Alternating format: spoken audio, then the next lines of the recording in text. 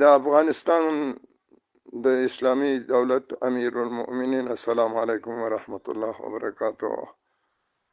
خدای د اختر مبارک، خدای د ملت او د ټولو مسلمانانو اختر مبارک. عالی قدر امیر المؤمنین سو عرایض لرم، ډېر ارمان و چې مخامخ دې ووینو. دا مې یولسمه هڅه ده چې موږ د جهاد د دوران میراسه خلک چې عادت یو د خپلو امیرانو سره او د خپلو غو سره په اسانۍ وینو.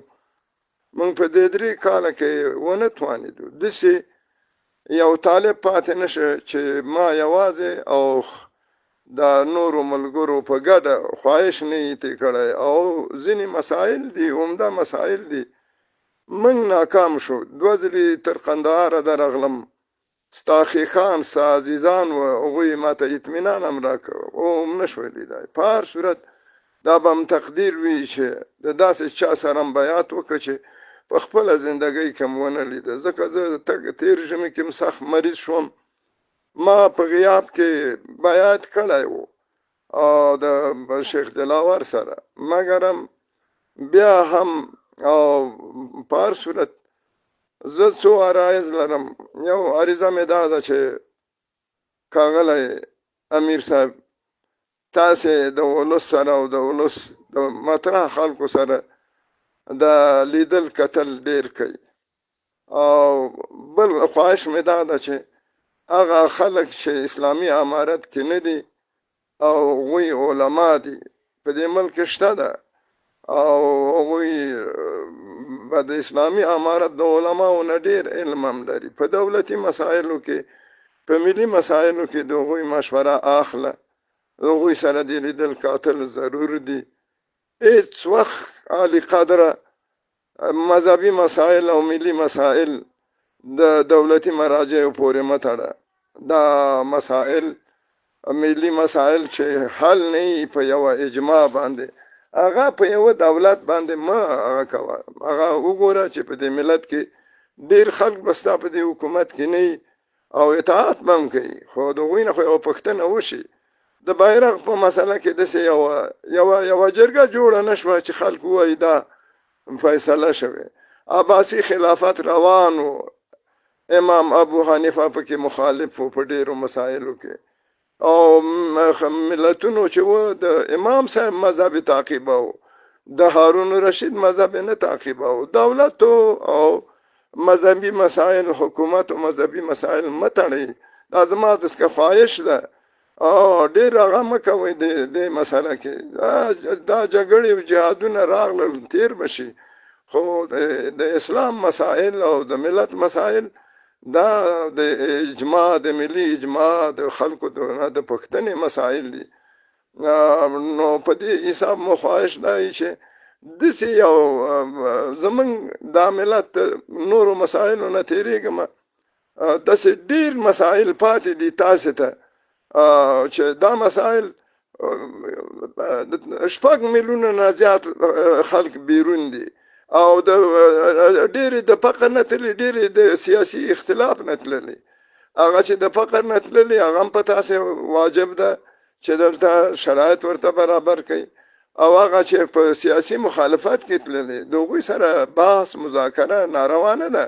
تا ته څوک مشورې درکوي چې دوی سره ناروا ده؟ خلک ولې په یوه فتوا باندې، په یوه پټه فتوا خلک تپیدوي؟ خلک مخالف دي، هغوی سره خبره وکړه. هغه امام حسین چې د یزید سره دا حادثې دا ملت تقسیم کړ، ته پوهېږې چې څو علماو یزید ته هغه وخت کې د دې مشوره ورکړه، بلکې یزید خپله کوشش کاوه چې هغه وژغوري، مګر دغه وخت حکومت همغسې یو والي هغه ابن زیاد هغه کارونه وکړه.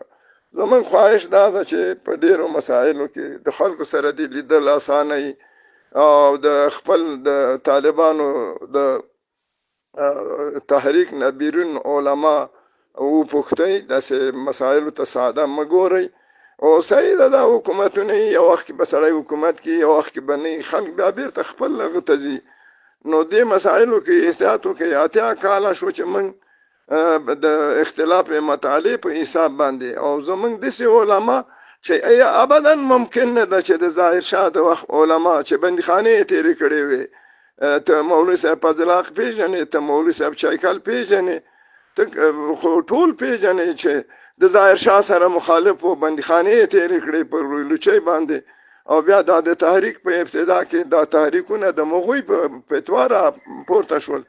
هغوی دا اختر فیصله کړی و همدغه رقم چې دا د امت اختر شي د سعودي سره.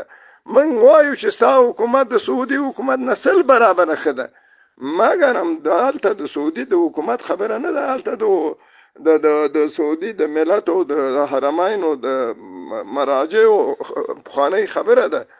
نو په دې حساب باندې د اختر کې چې تجدید نظر وکړي ښه به او دا کار بیا د کم اختر چې د پاکستان د فتنو اختر ته ځي دا موږ نه غواړو. همغه اختر موږ د امت د مرجع د حرمینو سره زموږ مشرانو غوټه کړی ده، روح هم ارانو او موږ دغسې یو ملت یو چې دا به په اسانۍ ته ځان سره بونه ځي. صحیح ده چې اوس خو به د یو شي نه وویرېږي.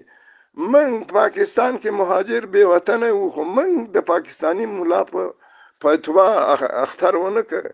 دلته منګه د امام او د امام ابو حنیفه د یارانو خبره ده، په دا علما چې کشمیری ده او هند کې دا ده او دا ده، دا ملایان په خپل ځای پرېږدئ، محترم دي خپلو ولسونو ته.